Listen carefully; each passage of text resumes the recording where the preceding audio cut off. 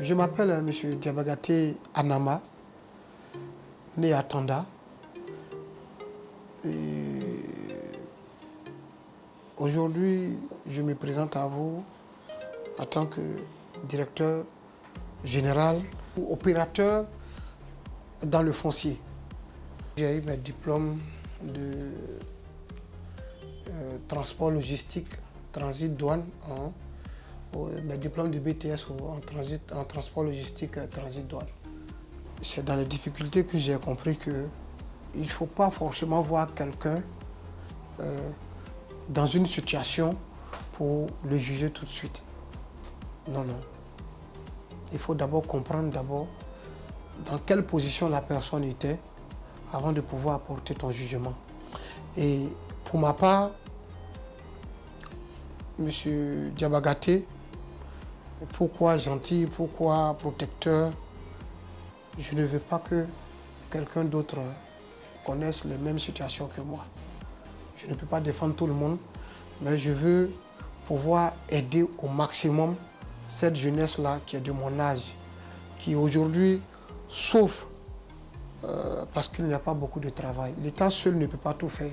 Ce n'est pas forcément aller à l'école et puis travailler dans la fonction publique qui fait de toi un bosseur. Tu dois pouvoir créer toi-même et aider aussi les jeunes à s'en sortir. Grâce à Dieu, aujourd'hui, nous avons beaucoup de jeunes avec lesquels j'ai connu, j'allais dire dans le français non soutenu, le jargon, la galère, avec lesquels j'ai connu la galère. J'ai compris que beaucoup ont connu, pas forcément ma situation, mais beaucoup, vraiment, ça n'allait pas. Et je suis beaucoup croyant.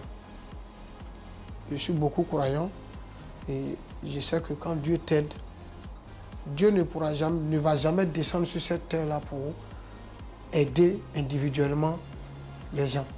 Il passe toujours par quelqu'un pour aider les autres.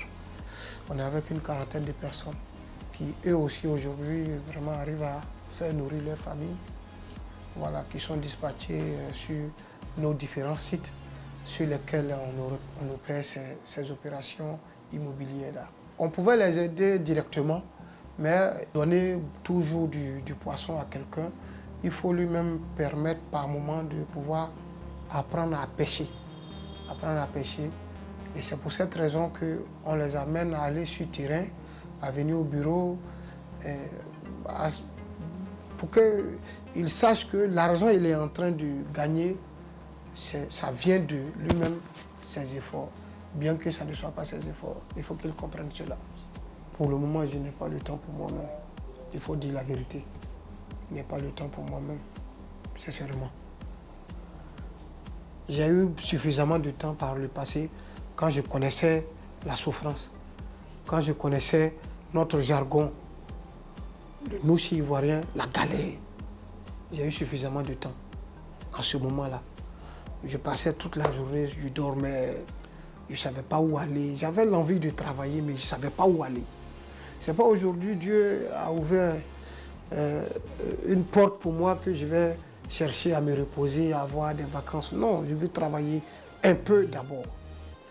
Je veux travailler un peu d'abord, construire bien et par la suite avoir des vacances.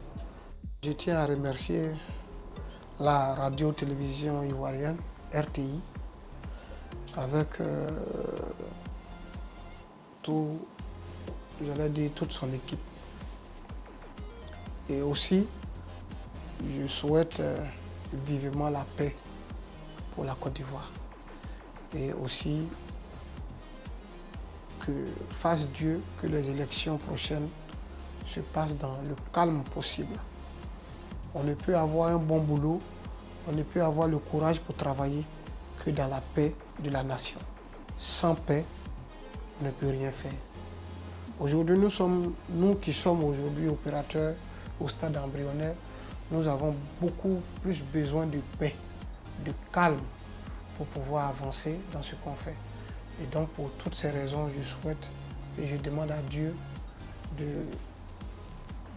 qu'il y ait la paix en Côte d'Ivoire. Merci à vous.